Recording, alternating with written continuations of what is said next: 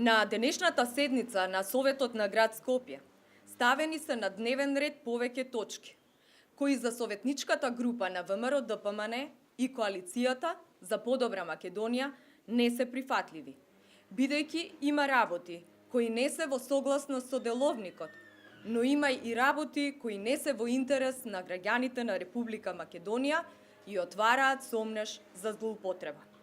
Ќе се задржам на три аспекти. Прво, спротивно на деловникот се става точка на дневен ред без никакво соодветно образложение за времено месечно ангажирање на илјаду работници во јавните комунални предпријатија. Предпоставуваме дека се мисли на јавното предпријатие комунална хигиена. При тоа, 8 милиони денари се префрлаат од ставка на градска администрација, други оперативни расходи на буџетот на јавни комунални предпријатија. При тоа, ставката од која се земаат парите и ставката на која се префрлаат истите не постојат во буџетот на град Скопје за 2017 година. Тоа укажува дека се ангажираат работници за кои нема доволно средства и при тоа одлуката е на брзина составена со суштински пропусти, а тоа значи дека е и правно неиздржана. Она што е поважно, самото ангажирање на нови 1000 работници времени отвара само по себе и повеќе дилеми. Дали ова не представува начин за да се задоволат партиските апетити со цел партиски да се ангажираат луѓе на кои градот Скопје и владеачката СДС треба да се раздолжи. Висината на предвидениот хонорар ќе изнесува само 6139 денари. Од овие пари, 2000 денари ќе треба да отидат за градски превоз и за храна. Овие работници ќе добијат само 4000 денари месечно, што секако е многу подалеку од минимум од 200 евра месечна плата, односно 500 евра просечна плата, за која Социјалдемократскиот сојуз многу се залагаше и ветуваше пред изборите.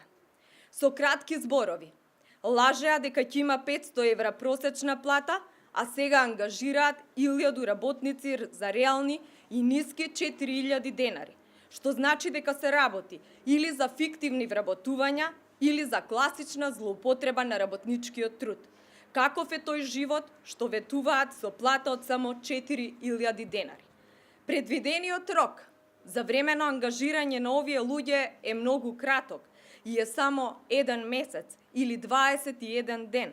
Дали не е целта да се купи мир за краток период преку вакви вработувања на партиска основа и со оглед на тоа дека се работи за зимски период, имаме отворен сомнеш дека јавното предпријатие комунална хигиена нема доволно опрема, вклучувајќи топла облека за луѓето, но и ресурси за секојдневната работа.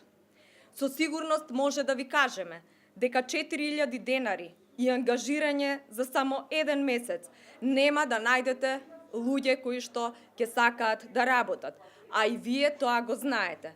И затоа мислиме дека ова е само една популистичка мерка. За потсетување, во периодот кога Коце Трајановски беше градоначалник на Скопје и управуваше со Скопје, се ангажираат 250 работници. Тие беа ангажирани за период од 9 месеци и за просечна плата од 9000 денари, односно 50% повеќе од тоа што сега се предлага. Вториот аспект, кој исто така е скандалозен, на денешната седница е точката за давање на согласност за превземање на вработени, каде меѓу другото се предвидува превземање на вработен на позицијата со работник за оценување на ефектот на административните службеници. Дали ова не е вовед во партиска чистка на администрацијата на град Скопје? Зошто е потребен надворешен човек да ја оценува администрацијата на град Скопје и дали на овој начин се предвидува чекорот бркање на вработени од градот Скопје, способните на улица, за да се обезбеди работа на партиските послушници.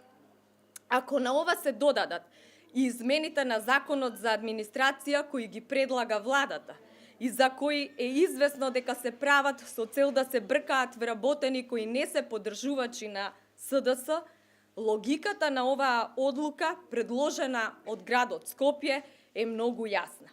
За подсетување, во изминатиот период не е избркан ниту еден вработен од администрацијата на град Скопје, туку се гледаше секој да го даде својот професионален допринос за развојот на град Скопје. Третиот аспект се предложените мерки за намалување на загадување на воздухот на подрачјето на град Скопје. Мерката за забрана на возила кои се движат на средно водно пред изборите беше предложена токму од ВМРО ДПМН и Коалицијата за подобра Македонија. И во тој контекст добро е што градоначалникот Шилегов ќе ја реализира, но она што е вистински проблематично е отсуството на суштински мерки за прочистување на загадениот воздух. Овие мерки кои се предложени се недоволни и нема да имаат никаков ефект врз прочистување на воздухот. Пред изборите, Социјалдемократскиот сојуз, а еве гледаме дека освен тоа што немаат ниту стратегија која што ја ветуваа, тие не се занимаваат со тоа да произведат некакви ефективни, квалитетни мерки кои суштински ќе го подобрат воздухот во Скопје. Вие ги излажавте граѓаните на Скопје. Социјалдемократскиот сојуз ја има апсолутната власт во државата и апелираме што побрзо да излезе со суштински мерки, затоа што граѓаните го очекуваат тоа. Се друго е една ефтина и провидна пропагандна и една ефтина популистичка манипулација. На крај би додала дека ќе се разгледува и извештајот за реализација на буџетот на град Скопје во првите 9 месеци, кој покажува дека отпочнати се и реализирани се големи капитални проекти на град Скопје во време на управување од страна на градоначалникот Гоце Трајановски.